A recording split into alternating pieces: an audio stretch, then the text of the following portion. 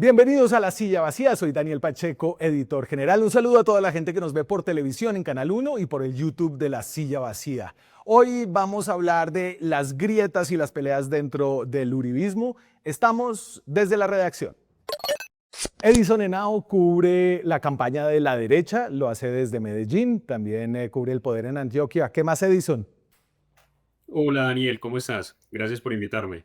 Oye, mucho drama, muchas emociones, mucha pelea en el Centro Democrático, ¿no?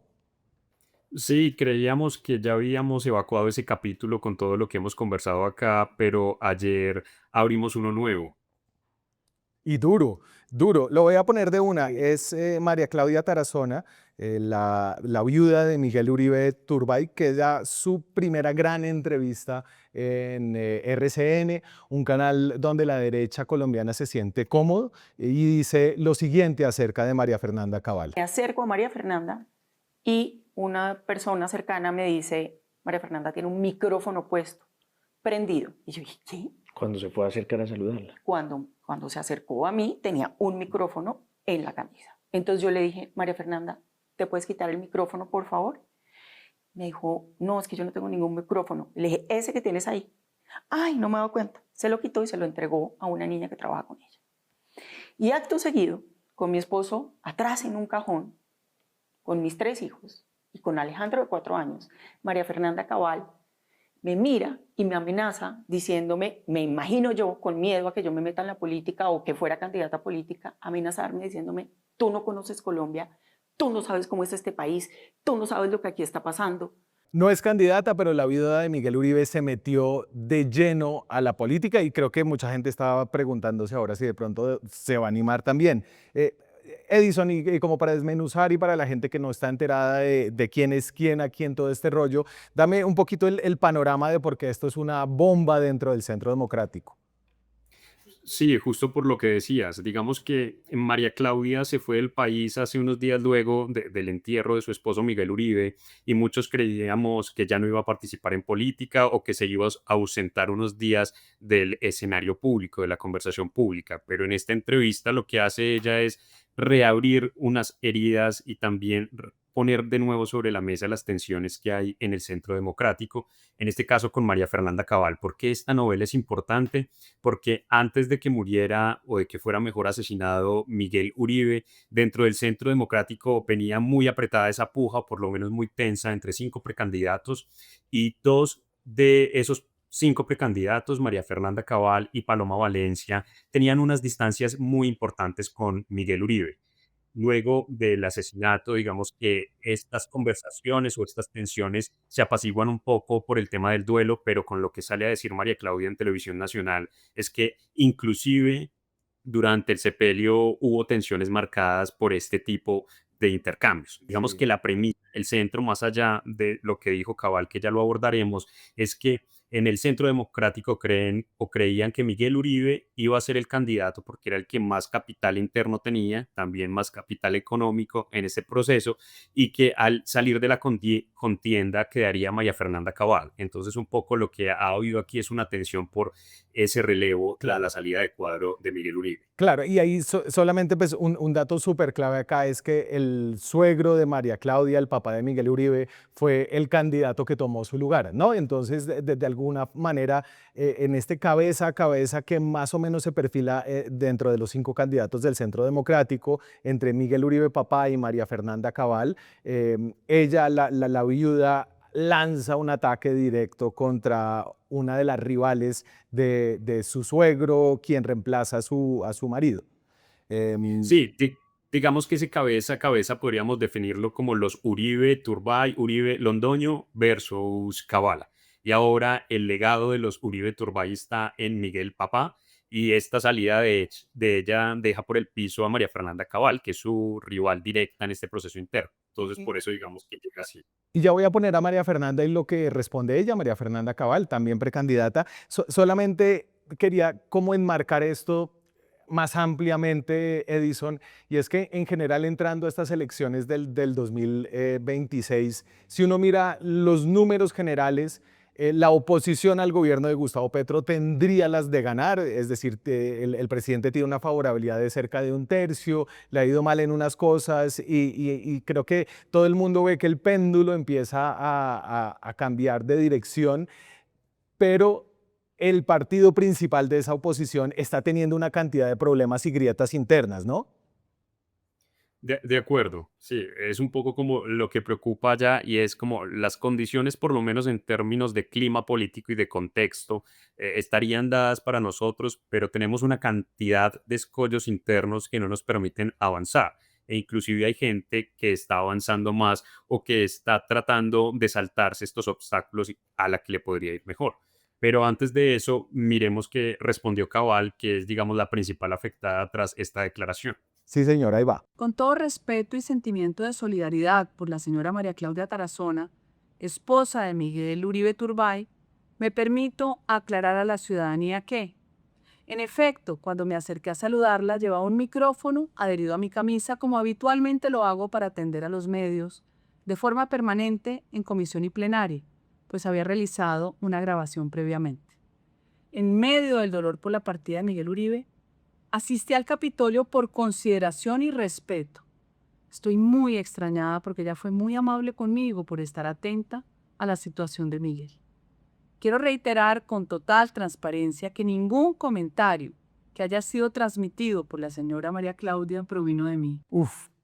Entonces, y esto nos pone como en un escenario de ella dijo, yo dije, Cabal con mucho cuidado tratando como de ser respetuosa pero firme al mismo tiempo contra este ataque como de gran profundidad a su campaña. Voy a saltar directamente a las imágenes del entierro que entonces empezaron a circular en el momento en el que María Claudia Tarazona y María Fernanda Cabal tuvieron un breve intercambio durante las exequias del asesinado senador Miguel Uribe Turbay. Y entonces ahí está, María Fernanda Cabal está de espaldas, solamente se ve la cara de María Claudia Tarazona, están ahí hablando. Son 20, 30 segundos en el Salón Elíptico, en los honores que se le rindieron en el Congreso a Miguel Uribe. Ahí Y está el allí es abrazo. donde se da, pues se ve gentil, ¿no? A simple vista.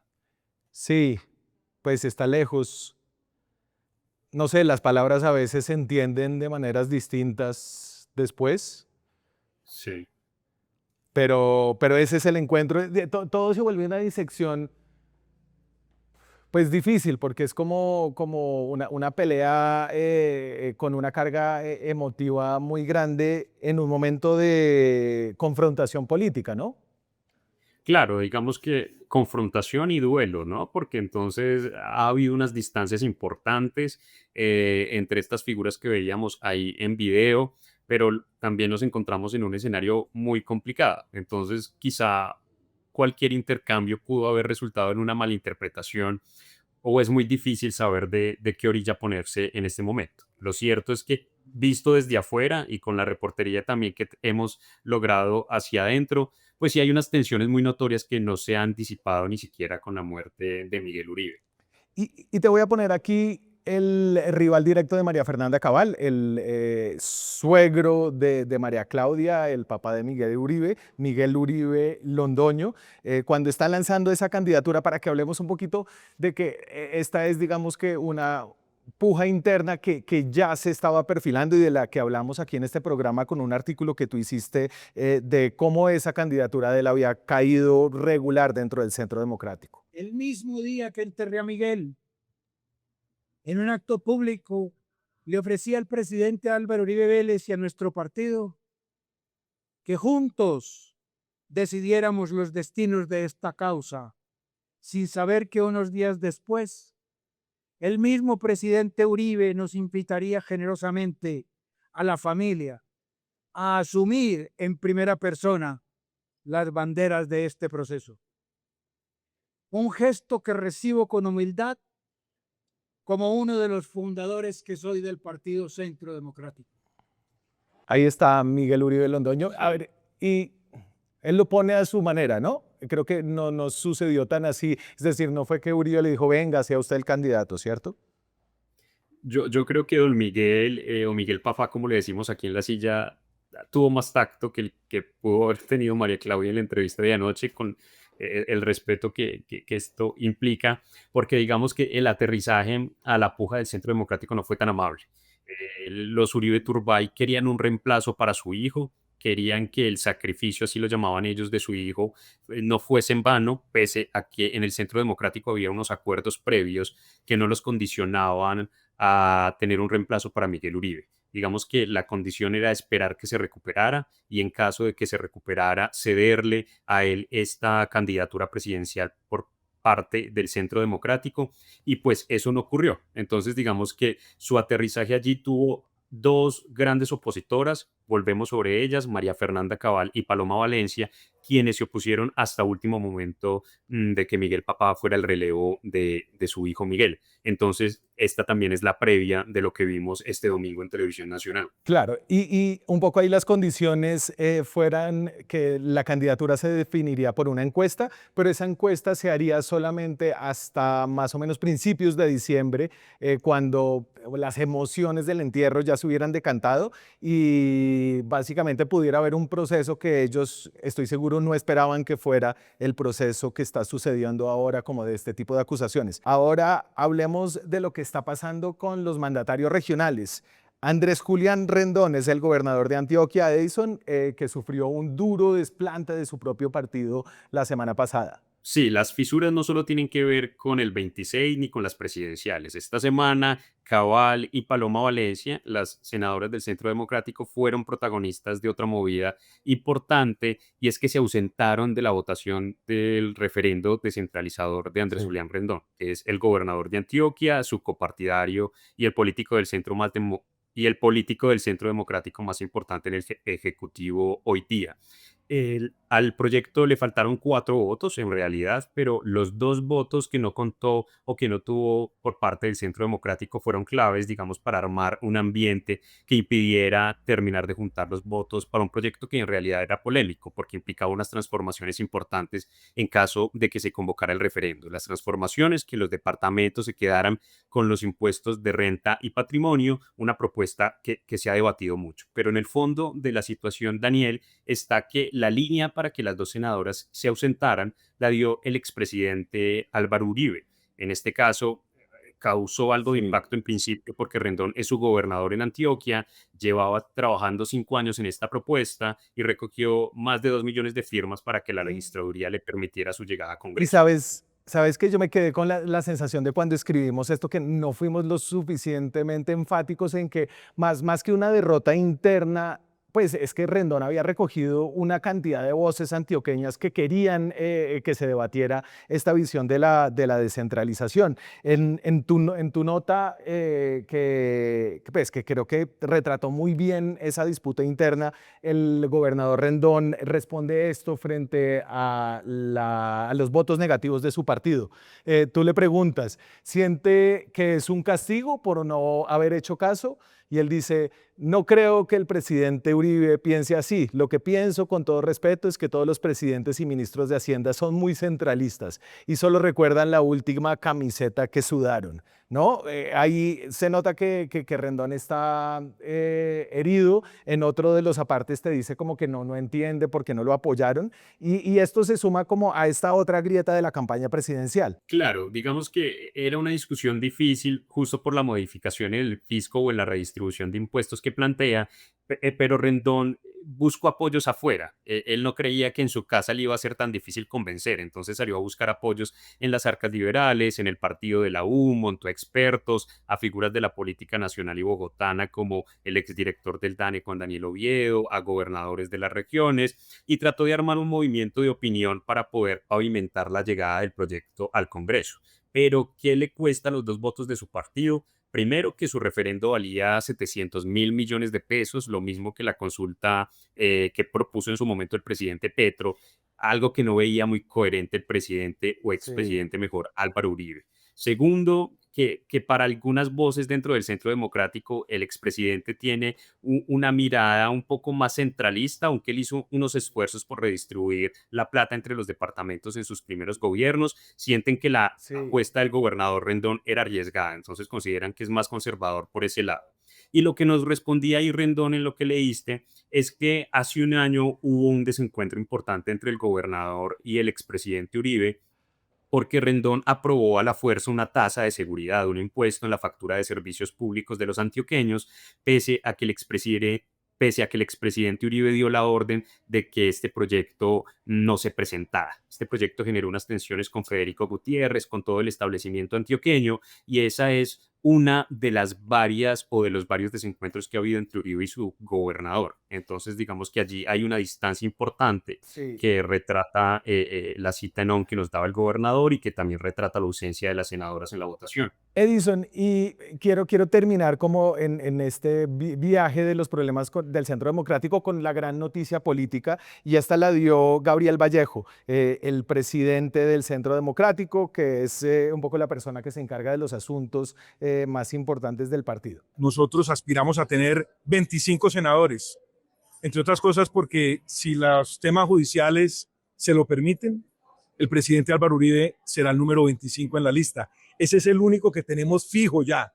El presidente Uribe es el número 25 de la lista al Senado, de la lista cerrada al Senado por el Centro Democrático. Y entonces esta es obviamente que la bomba política con la que terminó la semana anterior antes de que le explotara lo de María Claudia Tarazona, y es que Uribe se mete en una lista cerrada de número 25. Eso hace muy improbable que sea elegido, más allá de que al Centro Democrático le vaya muy bien. La última vez que Uribe estuvo encabezando una lista al Senado, ganaron 19 senadores, creo que fueron 19, 20 senadores. Llegar a los 25 es muy difícil, pero esto muestra que el presidente se quiere personal, el expresidente Uribe se quería personar directamente de la estrategia legislativa de su partido, ¿no?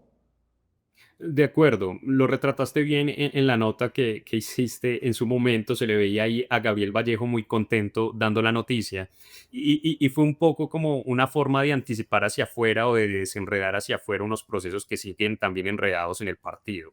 Y es que ahora lo que vemos es a un expresidente Uribe, pues tratando de enviar unos mensajes aglutinadores en ciertos procesos de cara al 26. El tema presidencial está enredado internamente, como lo veíamos, como abrimos con María Claudia y María Fernanda Cabal, pero el tema también de la organización de las listas tiene unos retos importantes porque sí, 4 de los grandes electores del Centro Democrático a Senado en la pasada elección hoy están montados en el mecanismo de candidatura presidencial.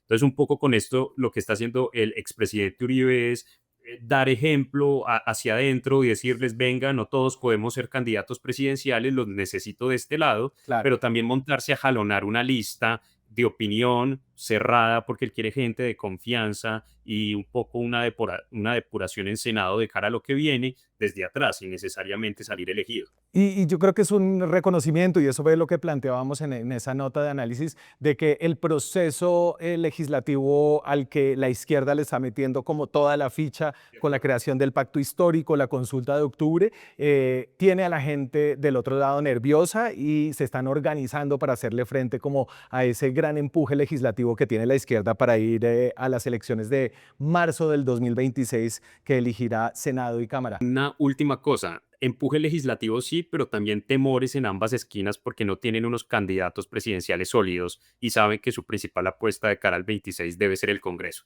Entonces, por eso también estamos viendo estas decisiones. Sí, señor, la presidencia sigue siendo una incógnita. Edison, muchas gracias por pasar por acá. Veremos un poco cómo se siguen decantando estas peleas y también estas apuestas grandes dentro del Centro Democrático.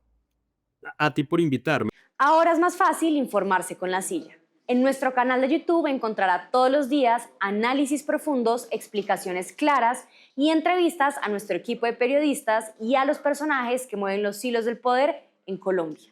Suscríbase a nuestro canal, active la campanita y ayúdenos a llegar a los 200.000 suscriptores.